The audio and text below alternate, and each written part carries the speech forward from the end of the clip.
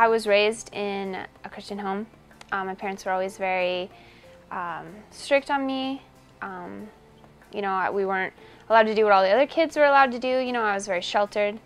And then when I went to high school, it was all kind of like I'd moved to a new town, so everything was new, the people were new, and I wanted to like kind of remake myself, be a new person.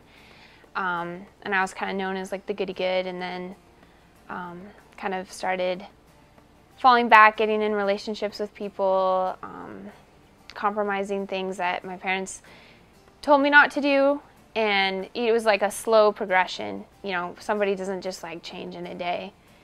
It's just you start letting little things in your life, little things start influencing you.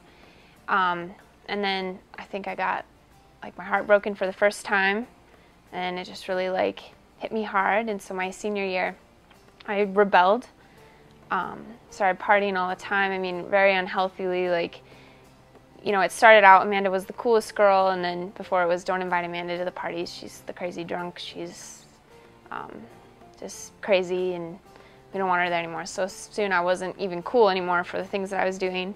My dad had just taken a job in Russia, so he was out of the country, and so it was just my mom. And I was very manipulative, so my mom never really like knew what was going on. And I think she just didn't really know how to like parent on her own without my dad around. She wasn't always like the discipliner, and so she just kind of let it slide, let me do whatever, and just would pray that I would come home safe. And I was 18, so there's nothing she could do about it. And she talked about how I was kind of like a zombie. It was just like kind of a blur of a year. Like, I don't remember any like family outings. I don't remember anything my sisters were going through. I was just really self-consumed during that time. Moved out for a little bit. Never really saw my sister or my parents. Went to college. Definitely didn't see them very often. And then I kind of got to a point where the partying was really out of control.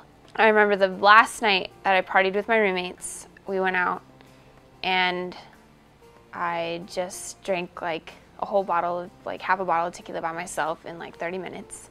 It was a blackout point after that, and I woke up at like 5 a.m. with like my face down in a yard with a sprinkler on me, like a couple houses down from my house. My friends didn't care, they didn't come get me, my roommates didn't care, they didn't find me. And I went home and I just like sat on my bed, and I just knew like I couldn't do this anymore. I was just so alone. And so that day I packed up all my stuff. It was weird because my lease was up the very next day and we hadn't signed it. And I packed all my stuff in one day, called my mom, she packed it all in her van, and I moved back home to Florence that exact day.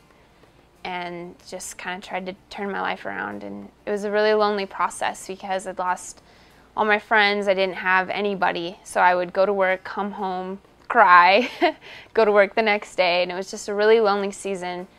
And it lasted about a year until I met a friend who invited me to church. I hadn't been going to church, hadn't been, you know, plugged in anywhere. And I'd been kind of like reaching out to God, kind of trying to figure out where He wanted me to go in my life.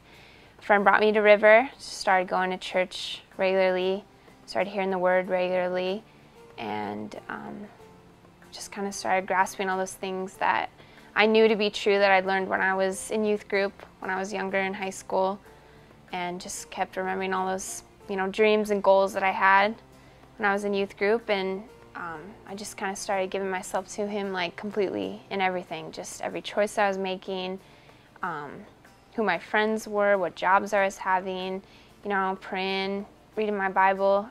There was times where, you know, it was dark. Like, you don't just decide to follow God and everything's like butterflies and rainbows. You know, there was times where I had to be on my face praying and crying out to God saying, what do you want from me? Like, what am I doing? Like, if I'm choosing to live for you, why is nothing working out? You know, why am I not better yet? And it was just a process. But I'm glad to say that I'm completely sold out for God, and I love Him so much, and I wouldn't want to live any other way, because everything else is just dead end and empty promises that, you know, people don't keep, and God's just always faithful and He's always good, and I know that my past doesn't define me anymore.